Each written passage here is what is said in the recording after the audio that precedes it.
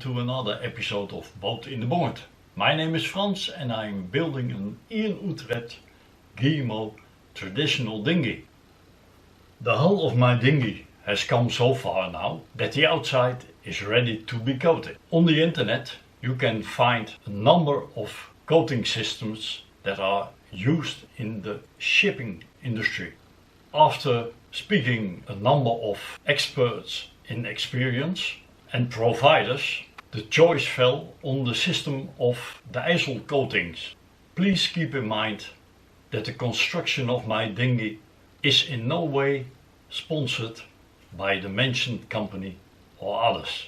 Via the internet I ordered a printed version of their color palette. It was delivered a few days later. Side view drawings I had made were colorized in different combinations. In the end, this combination appealed to us the most. To be able to order the right amount of material, the surfaces to be coated had to be measured and calculated. The dimension lines on the station molds came in handy to mark the positions of the designed waterline onto the hull. Because the building frame was set level, a laser level could be used to mark the waterline on the hull with a pencil. The surface beneath the waterline, the surface between the waterline and the lower rubbing strake, and the surface between the upper and lower rubbing strakes could now be calculated. On the internet pages of the IJssel coatings, there is an indication how much product is needed to cover a square meter. Also is mentioned how to apply the different products. Following those information, I made a shopping list.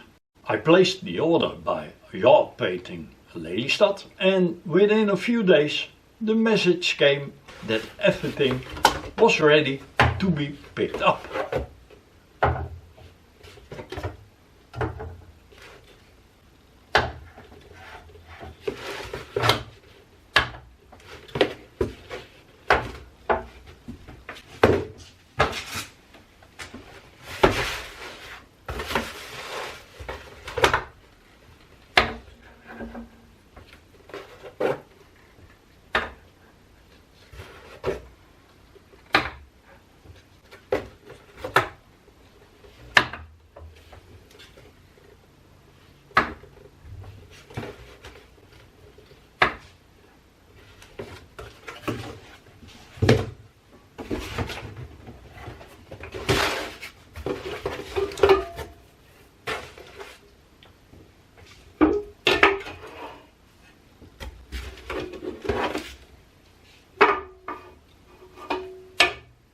Included with the materials I've found 3 brochures containing information about the materials and their application.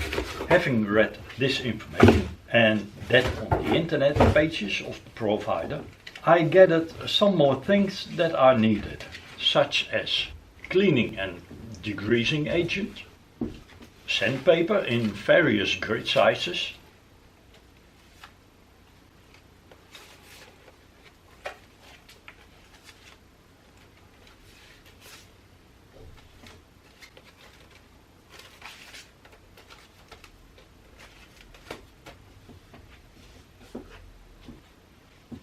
a sanding block,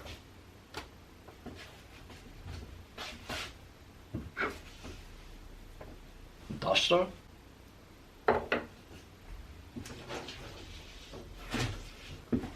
dust mask,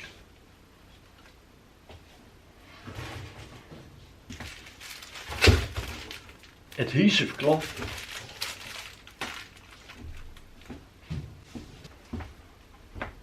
vapor mask,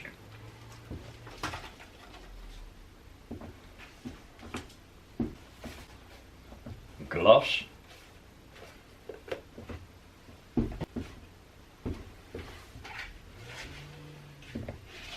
a digital scale,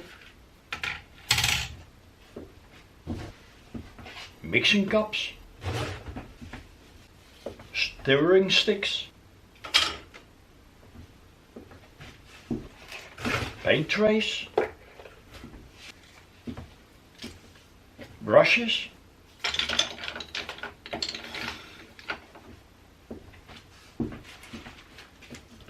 rollers,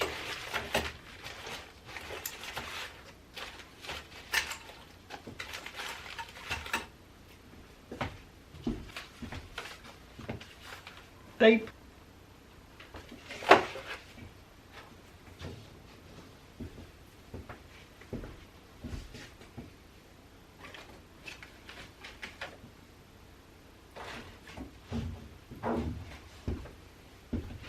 old racks,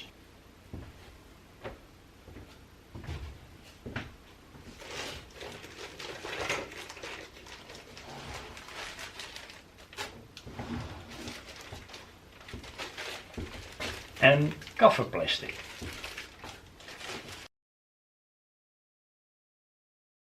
I think I have everything to get started now, but before that can happen, the garage needs to have thorough dusting. So I might as well start with that. That's it for this episode.